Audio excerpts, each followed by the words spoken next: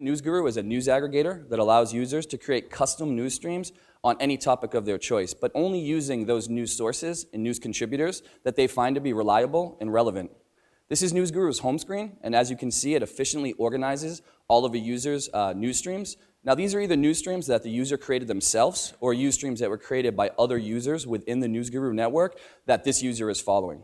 So for example, this user here is following streams on psychology, social media. They're following a stream on Minnesota sports, which Mr. Robbins might be interested in, since I know you used to cover Minnesota sports earlier in your career, and even a stream created by our own Ben Owens around rap music. So wider range of different news topics. Once you decide a stream that you're interested in, let's say sports news, you click through it and you're brought to a page that has all of the most recent and relevant news content based on the contributors and news sources within that stream. So under this stream, sports news, there's contributors such as the NBA, ESPN, ESPN Stats, and SportsCenter. Once you find an article that you're interested in, let's say this LeBron James article, you click through it and you're brought to the article to consume, but you do so within the NewsGuru environment. Therefore, you have seamless navigation between different streams or different articles, and NewsGuru is able to maintain control of the user experience.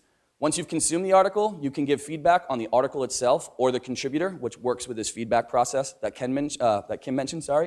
And you can also share or save or share the article with friends. So the biggest issue with any social media-based news content is that it's frequently inaccurate or off-topic. This creates a mass of unsophisticated, hard-to-sort-through news media that most aggregators simply push to their users based on a topic or a keyword. But what NewsGuru has done, once again, as Kim has mentioned, is they've created this proprietary algorithm that actually goes in and kind of sorts through and ranks the different potential news sources and news contributors. That way, when a user goes in to create a news stream, let's say on Minnesota sports, they can choose only those contributors or news sources that they find relevant to them and reliable. The algorithm works in two parts. On the front end, it really does go and scan tens of thousands of social media profiles every single day to pull in key metrics like frequency of posts, number of followers, number of likes and shares, and uses these metrics to create this credibility rating that we're calling it. And then on the back end, as previously mentioned, users within the NewsGuru environment, once they consume content from these different sources and contributors, they're able to give this feedback loop that also continually in real time updates the rankings and the ratings for each of the contributors based on each topic. So that's kind of an overview of the product itself. I'm going to pass it over to Alex, who's going to take you through NewsGuru's industry and competition. Thanks, Ed. So I want to give a few thoughts about the industry NewsGuru is operating in before I'll move on again to the app itself. So if you look at this picture, you can see in the past, newspapers have been the #1 source of information, and then, of course, radio and TV came up. And today, that seems to be a little different. What you can see on top of here, there are mobile devices in our environment, in our lives. So just to give a few numbers, like today, 44% of the United States population uses a smartphone. A third, 30% has tablets. And what's interesting about that is that around 3/4 of that numbers are news consumers on their mobile devices. But digitization also means that in general, the barriers to enter the flow of communication are lower. So the consumer is not only a consumer anymore, he's also a producer, he can be part of it. And digitization means also something else. And that means that one single consumer can also receive individual content, and not like in the past, in the newspaper industry, that he had to buy like 10 different newspapers if you want to read about 10 different sources, which is totally different today with the mobile devices. That's on the one hand an opportunity, but on the other hand, that's a little problem because, I don't think you want to have like 10 or more different news apps on your mobile device. It would be much better to have all in one application, to have your personalized news stream all there. And that's basically what NewsGuru does, but also what a few other news outlets do, which are the competitors of NewsGuru. You can see here Feedly or Flipboard. That's what I would say are the main competitors to this application. But we as a team found out that there are some advantages NewsGuru has in contrast to them. And that is what we call the 3 Cs, which would be credibility, contributor-based aggregation, and user control. And credibility because you can add your established sources you want to have in your own news stream, and you have to give permission to what you want to have in your news stream. And on the other hand, you can give reflective feedback. And that leads to the second point, which is contributor-based aggregation, which is because of the algorithm who identifies who is an expert in which field. And as Kim already mentioned, its ranking is based on user feedback. And as he already said, there are more than 30 million social profiles right now. And then the third point, user control. We say the single user has a high control just because what we already said, the user can decide which sources he wants to have, and he can give feedback and an evaluation. So in general, we identified two major points of differentiation why NewsGuru is a great opportunity. The one is high content quality, and the other one is the nice intuitive design NewsGuru has. But there's another one, and this is the team, the management team. A strong management team is important to be successful in this high competitive market. So on the one hand, there is Adam Rusin, who is the CEO, and he's currently involved with a few other startups, so he has some entrepreneurial experience. And on the other hand, there's Kim Gerritsen, who is an advisor to NewsGuru and works on marketing problems for startups. But hey, there's still something to do for us as a team, and what we did and want to present to you now is our 3 tasks and our 3 questions we asked. The first is, who is the target audience for that product? The second is, what are potential adoption rates? And the third is, how can we monetize the application? And Ben now will talk a little bit more about the target audience. Awesome, thank you, Alex. All right, so we wanted to start with a top-down approach, kind of segment the market and see what this niche sports market actually, size-wise, what it was. So we started with the entire US population per the census, which is around 318 million. This led to us going to Nielsen, and from there we found that about 80% of Americans consume sports programming. So that leaves us with about 225 million, of which about 25% consume their sports news on mobile devices. So that leaves us with around 62 million as a potential target market that we're going to be, approaching with this app. From there, we wanted to kind of validate that, and so we looked at the top 5 sports providers, being Yahoo Sports, ESPN, Bleacher Report, and CBS Sports. And we kind of predicted that these users of these sources are going to have a higher propensity to be using mobile apps than the general population. So we predicted that about average, male and female comparatively, and with a slight discrepancy, there's a potential for about the same mobile users to corroborate that approach. From there, we kind of went into and categorized into 3 categories, these user bases. One's going to be your casual user base, the people who like the NBA or they like football, but they don't have one team they follow or one coach they like, or they probably don't even know who Mizzou hired. So those are going to be your casual users. We're predicting that's going to be a majority of that user base, around 40 million, and they're going to have a lower adoption rate because they're just not as interested in a tool that's going to aggregate sports news for them. That being said, if we move up into our fanatic group, these are people who have an allegiance. They're Boston Red Sox fans. They're Minnesota Twins fans. They have a direct need for information on specific subtopics within sports. And then we go one step further with fantasy sports. These are going to be your people who play fantasy baseball, fantasy hockey, fantasy football. They're going to be people who check their phones multiple times a day for news updates that directly impact what they do with their sports. And so we predict a much higher adoption rate, around 20% with these users, which we'll get into in the next slide. But based on these predictions, we're ending up with about 3 million projected users after 2 years. So fantasy sports, the reason we have this huge adoption rate and the reason we think they're going to be the bulk of our user base is that more than half of fantasy sports users have been willing to pay for content. That and more than 75% use more than 4 sources of news to get their constant updates. So a tool that enables them to aggregate that really comes in handy. And if they're already paying for it, they have much more on the line for keeping up to date. As Forbes estimates, with the 33 million plus fantasy sports users, the industry alone is around 40 billion plus, and that puts the entire fantasy sports industry, including all realms, almost greater than 100 billion. Okay, now that I've talked about the adoption rates and the target market, I'd like to pass it off to Lindley. Okay, now I will walk you through 3 possible monetization strategies we designed for NewsGuru. First, after we analyzed the interface of NewsGuru, we find out that the streams itself is the perfect carrier for native ads. Native ads means that the sponsored content is well integrated into the overall user experience so that the message is delivered smoothly and efficiently. Let's take a look of the screenshot. Now here, this news stream became the Nike-sponsored news stream. It's intuitive and it's seamless. But to stick with our credibility principle, we will make sure that our users will be able to differentiate it as a sponsored stream. And our NewsGuru will be successful because the seamless experience creates opportunity for our advertisers. And the advertisers will be willing to use our service because sports fans, they are a great target audience because sports fans show a higher income level and they are more loyal in their media use and they usually have more concentrated user consumption habits. For example, generally sports fans are great consumers of fast food, technology, and automotive products. And so we suggest NewsGuru to pitch to potential advertisers in those three sectors to start with.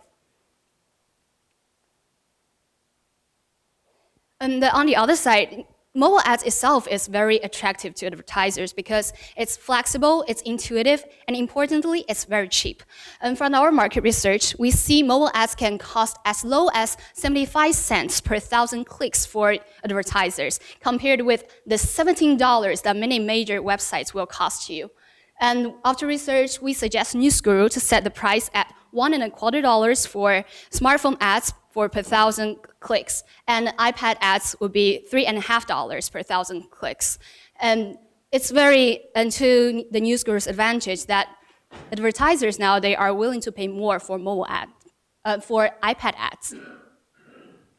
So in the current American market, the ratio between cell phone users and tablet users is 3 versus 1, and the average daily page view for sports fans is 5. After the calculation, we found out that the projected annual revenue for NewsGuru can be $10 million. So that's a big number, but our team member, Edwin, will break down it in our financial part. Secondly, in the near future, we also suggest that apart from native ads, NewsGuru should establish the paywall in the near future. A paywall means that NewsGuru can create a couple of news streams that aggregate especially those paid content from other news websites. Currently, for our competitors, ESPN and Sports Illustrated both have premium membership that costs about $40 per year. As a news aggregator, NewsGuru can charge less than that and negotiate the content cooperation with those other news agencies and websites. Last but not least, we also suggest NewsGuru to keep in mind they should prepare for an exit strategy in the remote future. In the current landscape of the tech startups, nobody actually sticks to the exact same business for more than 5 years of time. And recent cases in the field, like Zite and WhatsApp, those are great apps, but they themselves don't necessarily generate great income. But they will be acquired by larger tech companies at inflated prices. This can also create profits for the companies. And that's what also NewsGuru can look to in the future. As NewsGuru is well attached to bigger social network sites like Twitter, this can be a great opportunity for NewsGuru in the future. Now I'll hand over to Ed to talk about our financials. Thank you, Lindley. So the first thing we had to do to create the financials was to generate a user adoption curve. So we felt very comfortable with the target market analysis and adoption analysis that Ben did that got us to about 3 million users at maturity. But how we get there and how short it takes is really dependent on a monthly user adoption rate. So we decided to use, which is pretty standard for a tech startup company, the Bass diffusion model to create a simple S-curve that we could fit to our 24-month projections. And as you can see, we project user adoption to grow slowly at first and get to about 750,000 users by the end of the first year. And then, as is standard with most new technologies, it will ramp up at the beginning of year 2, and by the end of the 24th month, we'll be around 3 million users that we projected. Based on these number of unique users, as Lindley had shown, we can actually calculate our projected ad revenue. The number of users times the number of views per user times that mobile CPM number that Lindley generated gets us to a revenue in the first year of just under $1 million, in the second year of just over $7 million, and by year 3, they're over a $10 million a year ad company.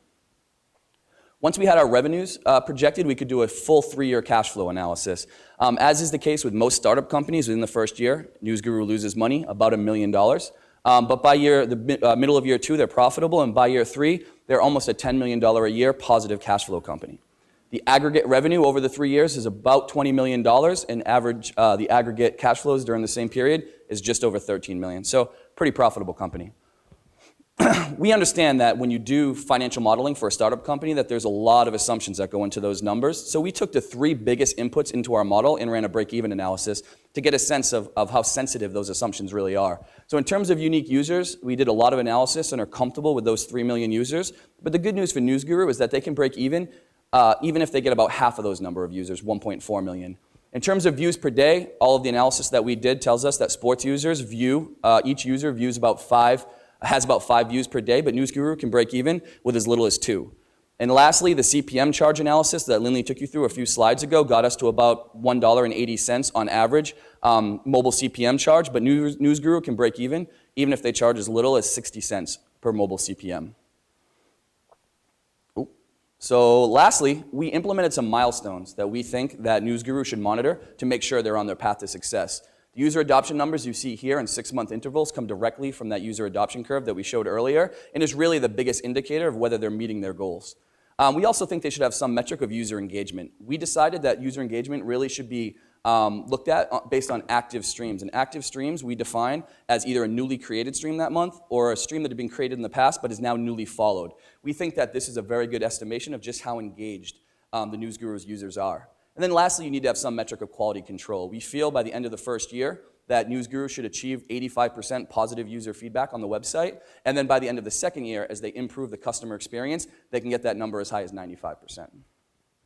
So just in conclusion, we feel that NewsGuru is truly competing in a unique space and has some significant competitive advantages. They are the most credible and user-friendly option, and they have a very strong management team executing on their business plan. We also feel that we adequately answered the 3 questions we were tasked with. What is the target audience? We were able to identify the $62 million mobile sports news users, and we were even able to identify this niche fantasy sports segment that has an unmet need for sports aggregation. We also explained what we think adoption will look like, which over 24 months they'll be able to get about 3 million users. And lastly, we explained a few different ways that NewsGuru can monetize their user base based on native ads, eventually charging a paywall, and then hopefully having some sort of potential to be acquired in the future.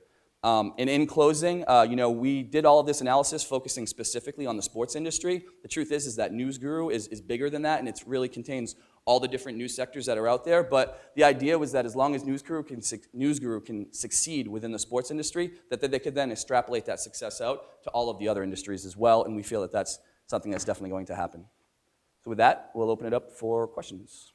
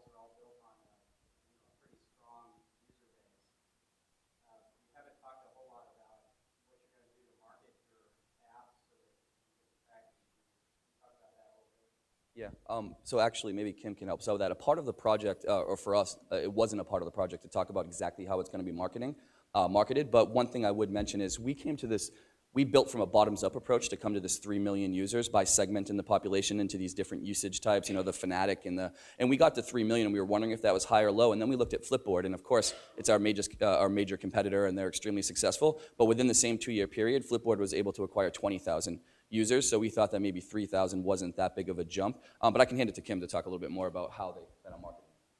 So once the product is right, the company does have the resources for a marketing budget aimed at app downloads. And if you've read the news in the last week, Twitter, Facebook, and Google all have new products, advertising products, aimed at app downloads. They're really competing with one another, meaning pricing is really quite good in terms of paid advertising to get app downloads. And then the bet is within the app, the algorithms present these credible sources to you, but then you, the individual user, are asked to weigh in and comment on the credible sources that the app has presented, and then share your own views, news sources, or your own views on the credibility factor from the app with others. So the bet is the social media sharing aspect of the app will help drive adoption. And sorry, just to add to that really quickly, because I'm actually somebody who's extremely skeptical of the whole concept of an algorithm and then all of a sudden it's a different product. But we didn't really have time to hit on it, you know, as full as we'd like, but we don't think that a lot of the other news aggregators are doing the type of stuff that NewsGuru is doing. I mean, they really employ as much as it's like 10 different engineers that on a daily basis, their jobs are just to aggregate all this social media content and to create these rankings. So I don't think other companies have these rankings, and what Kim was pointing to was kind of the back-end user feedback, that once there's a mass of users that are then rating the content themselves and rating the contributors, that's another feedback process that creates these rankings that I think actually are different than what you're seeing in Zeit or Flipboard or some of these other competitors that simply just push the content to you and doesn't really have a sense of who's reliable and who's not. Yeah, I guess I just want to build on kind of the question on that is Google's trying to attempt to solve this problem with authorship moving forward, I think, and you can do some organized streams through Google Plus and through some other places to narrow down. So are you worried that somebody like Google or some of these bigger companies that are doing news aggregation would see this feature that you've added on the front end where people can provide feedback and just add that to what they're already developing? Or maybe they'd acquire us. Yeah, I think exit strategy wise, I mean, if they really liked the tool that much, I think that it would be much simpler for Google to just buy the tool than develop it on its own. But that being said, I mean, even with Google Play, Google went from Google Currents and killed that product because it was awful. They're now doing Google Play Newsstand. And yes, they factor in the authors. I mean, you can highlight who the author is, but currently there's no author-based credibility rating system. So you can't actually tell, yeah, you may recognize names from your daily news sources, but there's no actual rating system for them. And implementing one, yes, it's easy enough to do, but as you know, it's very common with a big industry that has stakeholders with, you know, that want to make sure their shares are profitable. They're not going to just implement something without seeing it tested. And if they see that NewsGuru does test it and does make it a successful run, as you know, as is seen with other companies like Zeit. I mean, Flipboard bought Zeit for its ranking system. So I think that it's a very realizable exit strategy being acquired. Yeah, for example, if Google wants to develop its own ranking system, that would take maybe like a couple of more months ahead. But NewsGuru has already been doing this, have been focused on improving its aggregating system for like 1 or 2 years. So in order to put, instead of putting those time efforts and cost efforts for those big companies, they would rather just acquire NewsGuru. Okay, so my other question's kind of, it's unrelated, so new topic. It seems like that everybody who tries to do these types of things where you're based on advertising and incremental like cents for each ad and that kind of thing, it's hard to build the revenue stream. So I was wondering, did you consider using this as a tool and maybe going like selling it to businesses or people in marketing who need to find influencers in their vertical, and selling it that way? I mean, I was going to say. Originally, it was a part of our analysis was not just to do B2C, but to look at the B2B, but then it went out of scope. So I think maybe Kim can speak to it. Yeah, it went out of scope, but it's certainly there in the background. In fact, we designated it the corporate newsroom. Could this technology power a corporate newsroom to constantly monitor and bubble up credible sources about your industry or your competitors or whatever. So certainly when we fix it and make it right in B2C, that exists as a possibility for the future. Yeah, I think especially as users start to see or companies start to see that users like the intuitive nature, I mean, it wouldn't be hard to monetize a white labeling of the app. Can you talk a little about how pay models might affect what you're doing? You gave some examples of some sports sites, for example. I think it was, I can't remember exactly, but I think it was Yahoo, CBS. Okay, so let's say for the sake of argument that they all move to pay models in the next 6 months, and clearly places are all trying to do pay models, and even if you're a subscriber to ESPN, you have to pay a little extra money, I think, to get some content. So how does that affect what you do? Because ultimately, if they're pay models as aggregators, you know, you've got to figure out how you're going to get content Yeah, from and so I somewhere think- for free. I mean, hypothetically, you could work it in a few ways. One is that NewsGuru could be in talks with these content providers and have a license through them that then, as a user came up against a paywalled article, you know, they could buy a single view or they could buy 5 views, and that way you're buying it through NewsGuru, who has a license with these paywall providers.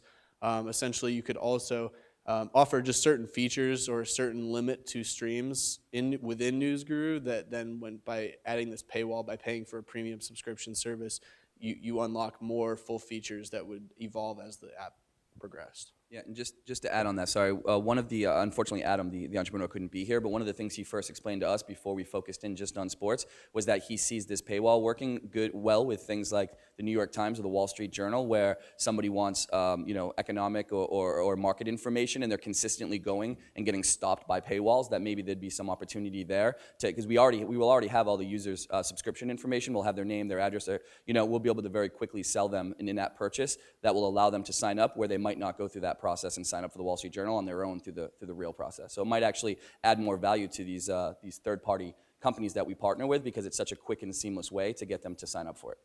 And for you to partner with them, what sort of incentive do you think they will have to even partner with you? I think the biggest would be user base. I mean, just kind of like WhatsApp. I think at our 2 and 3 year marks, if we see that our user base is quite significant, then that would lead to, I mean, they would have interest in a large sports user base. I mean, currently, no, our user base is smaller, but I think in the 12-month and 24-month period, it could easily be looked at if the user base expands as we hope it will. You could select many, many words. You know, one would, might be ironic on free websites that you aggregate the content and then you create a paywall to charge for that free content, They might use other words than ironic. So I mean, I think when the paywall would come in, I think, yeah, you may be right. Choice of words, paywall may be different. In terms of the app itself, a paywall would be more so just unlocking more features. But in terms of addressing paywalls of premium content providers, I think that the easiest way to do it would be to work out some sort of licensing negotiation between NewsGuru and the providers, and then the end user doesn't have to worry about who they're buying their licensing from and what they're paying for. I mean, they just pay through NewsGuru for that premium content to be in addition to the free content that's already aggregated. I think that the market that you guys picked to start with is a good place to start because of, like you're saying, the high incentive for engagement and paying for things. I was just curious if you had identified where else it could go after that, specifically for bringing in female users or other types of users, maybe? I think personally, I mean, my fiance, the things she aggregates when she uses it are recipes and Pinterest tips. So I think, I mean, you could definitely go into like the home and living realm with DIY recipes, constant tips from Martha or whomever, and I think that could be another potential subsegment. You talked about losing $1 million a year to begin with. How do you plan to fund your startup? I mean, do you have a successful affiliated business that's gonna fund this, or are you gonna be looking for venture capital or what? Yeah, quick answer. The parent company, I said this is a startup within a startup, but the parent company, Echidna, is a digital agency that is quite large in terms of revenue, profit, clients, And so the company can absorb losses as well as have a marketing budget that I just described. And if the model is proven, then the company has talked about going for outside capital. But today, it can fund it within its very large 200-person digital agency business and have some marketing dollars to spend as well. And sorry, just going back to the last question, I didn't want to forget to use this point because I think it's a good one, but where does it go next after sports? An interesting idea and something that we're doing right now. I'm in an angel investing course here that's run by W.D. Allen, and we basically meet with entrepreneurs and invest sums between $30,000 and $50,000 in different startups. And one of the things that we've started there is some sort of a way to kind of push news to ourselves, so that way we're all up on startup marketing and startup legal things and things of that nature. And I actually pitched NewsGuru to them last week, and it's going to become our standard interface that we're going to use. We're going to create based on reliable and relevant streams. We're going to create a stream that we're actually going to have that the class is going to basically be updated with every day on different information. So there are many other uses for it outside of sports. Questions from the audience?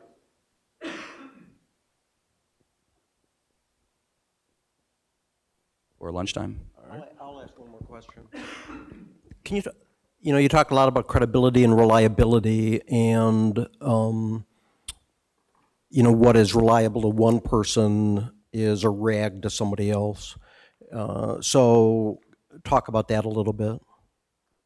I mean, the user has control. So if I rank something as, I think this author is very credible, very reliable, and Alex disagrees, then his rating factors into that as well, and he can choose that. One of the nice features we didn't even mention is that any stream that exists on NewsGuru you can clone and then modify. So if I really liked his stream on sports, but I didn't like one of the people that he wrote, I just could instantly just delete them from my stream, and it doesn't affect their credibility rating. On the grand scheme of things, but within my own, the app would recognize that I didn't want them to be showing content. And just to add to that, as we said, on the front end, there's this algorithm that's not personal at all. It just goes in and ranks you based on these metrics you see on the left. But then once you read an article and you click on the Provide User Feedback button, you give it a thumbs up or a thumbs down, that's when it brings you to this back-end user feedback, where a user can categorize the content based on whether it's funny, whether it's mature, whether it's whatever, and then also gets to rank it in all of these different, whether or not a user is actually going to go through this process is one thing, but if they can get users to do it, then it's going to be a much higher level of user feedback than like or dislike. It's going to have a lot more information behind it.